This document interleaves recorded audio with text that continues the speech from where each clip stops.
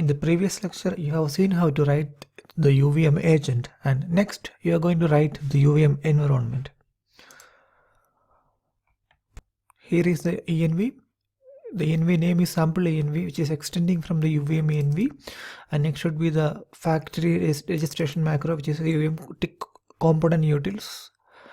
And the functionality of, or the use case of UVM env is to collect all the environmental components or the components which are acting on a particular test bench together under a single class. So the env is a class which is collecting different agents, different sub environments, and different scoreboards, different coverage collectors, all those things. Here your example is a simple one with just one agent in it. So your environment will just contain the AXA agent which you have written in the previous lecture. So I've instantiated that name, the agent with name MAXA agent, and the only special functionality here is to instantiate this particular agent using the UVM factory methods in the build phase function. So we have already explained this, that you need to instantiate all the child components in the build phase function, or you need to create the handles of all the child components. And remember to use the UVM factory way of creating objects, which is like the class name, colon colon type ID, colon colon create, followed by the arguments of the new function. And your connect phase function and even the run phase function is just an empty function. You don't need to write it even. It's just the same as that of the parent class.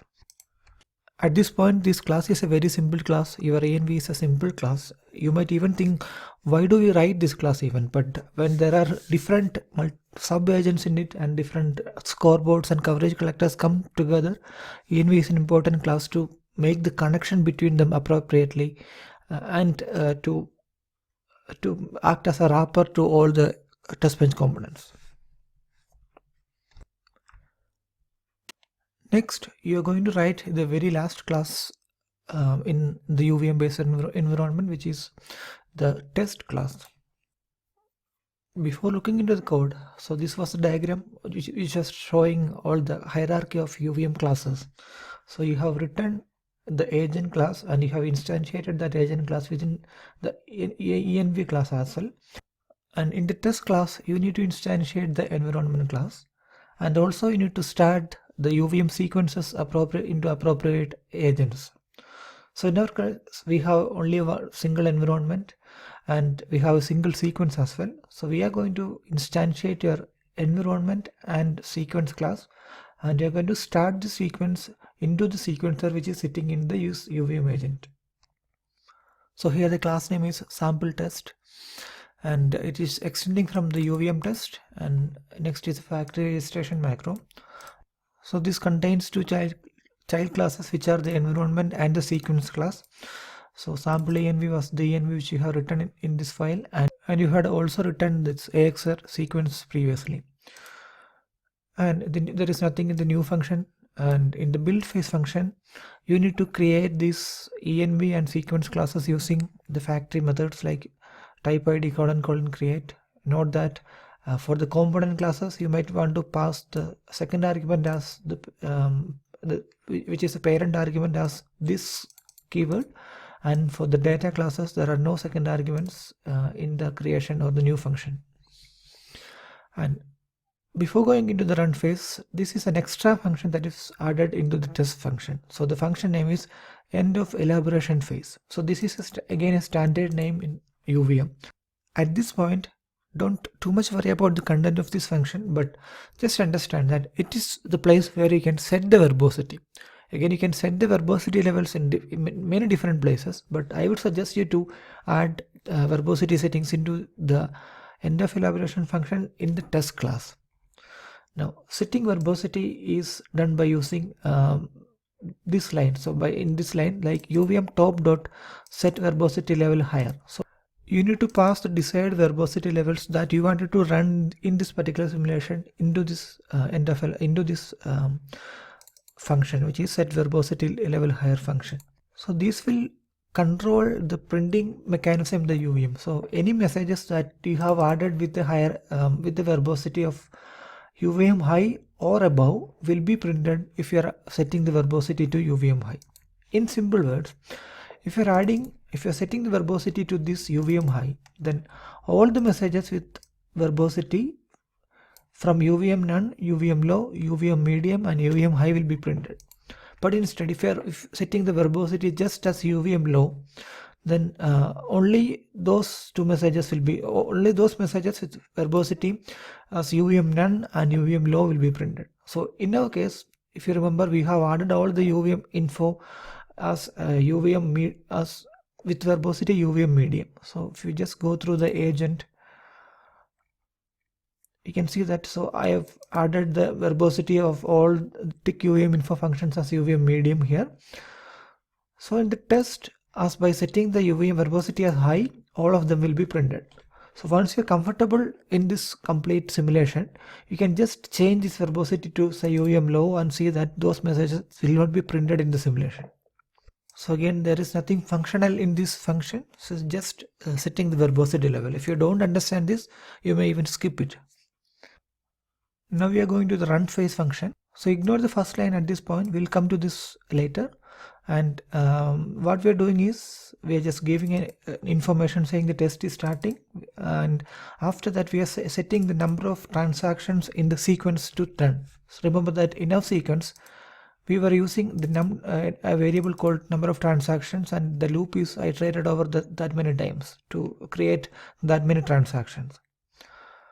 So first we are setting the number of transactions to 10, and the next line is starting the sequence. So this is a standard way of starting UVM sequences. So sequence.start. So and you need to pass the sequencer path to the start function as an argument.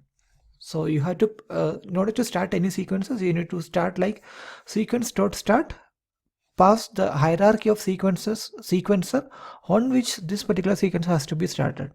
So in our case, we have only one environment and one agent. So we need to start this particular sequence in this env.agent.sequencer. So remember that menv is this env handle name, which is sample env handle name, and within the menv, if you go back, this maxa agent was the name of the AXA agent name. Again, within the AXA agent, if you go back, the sequencer name was msequencer. Thus in the test, we have passed the menv.maxagent.msequencer as the path of the sequencer, or the complete path of the sequencer on which this sequence need to be started. Now, what will happen when you start a sequence on a sequencer? So the mechanism in UVM is written in such a way that when a sequence.start function is called, it will internally call the body function of the sequencer.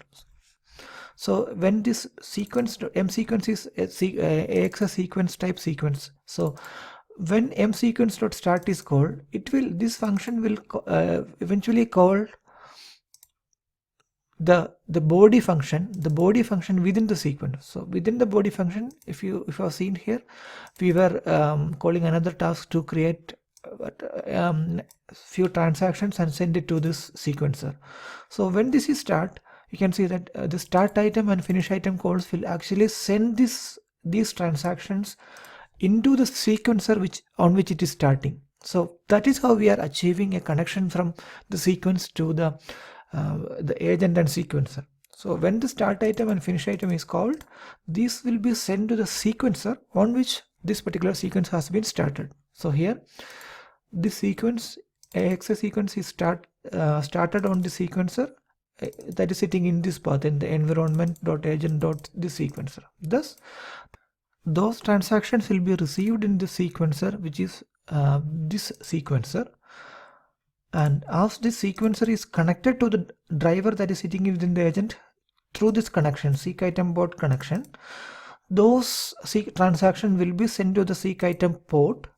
And so if you see, go back to the driver, those will be received in the seek item port of the driver. So that is how we have made the complete connection, and you have sent transactions from sequence to the driver, till the driver. But remember that while we are writing the sequence, we had no information on which we are going to send these transactions. And again, while we were writing the agent and the component classes, we had no information what kind of sequence it was going to send or receive, or what kind of transactions, what combination of transactions it is going to send and receive. In another word, we had separated the stimulus part from the behavioral part, and in the test we are making a connection between those those two by starting an appropriate sequence into the appropriate sequencer in the correct agent. And this is a stalling function task code. This will be returned, start task will be returned only when the body method of the sequence is completed. So if you look at the body method of the sequence, it is completing only after sending 10 transactions. So at this point, this will be returned. This sequence code will be returned, and it will be, and the execution will go to the next line, which is just printing saying that the test is ended. Now, in between these, if you might have noticed, one more additional or extra lines which are not present in any of the components, which is just rising objections, like face.rise objection and face.drop objections. Now, in UVM, the simulation time is controlled by using objections. In simple words, before starting any stimulus into the DUT, you need to raise an objection somewhere in the test, somewhere in the hierarchy, and the best place to raise an objection is in the test. So before starting any stimulus, you need to raise an objection in the test, in the UVM mechanism, and then only the simulation will continue. And after completing the simulation, you need to drop the same objection, so that whenever there are no objection raised, the UVM mechanism will kill the simulation. So that is how UVM is structured. Whenever there are no outstanding objections pending in that particular phase, that phase will be ended. So as we are raising an objection in the run phase, this will keep the run phase alive till these lines are executed, and finally, when after completing the execution, when we drop the objection, the simulation will be killed and it will be returned. So you have written the test class. And to summarize how to write the test class, typically you need to instantiate the env and sequence within the test class, and in the build phase function you need to create those handles, object handles, and in the end of elaboration function you can set the verbosity levels appropriately to control the tick UVM info printing mechanism. And again, in the run phase, before starting any stimulus, you need to raise an objection, and after that you will be typically starting the sequences in the appropriate sequences in the appropriate sequences. And remember to configure the sequences before starting them. So in this case, I have set the number of transactions to a non-zero number, so that something will be started in the loop. Once you are done with all your stimulus injection, you can drop the objection. You need to drop the objection so that the simulation will be ended and the UVM mechanism will terminate the simulation. Thus, you have completely written all the classes in the UVM, but one more thing is pending. Again, you need to create this test class instance somewhere in the top hierarchy, so that this will be started, and the actual whole the subclasses will be started. Again, this is not directly done by using an instantiation. So we will see in the next lecture how we are creating an instance of this test class and handling things in the main test bench part.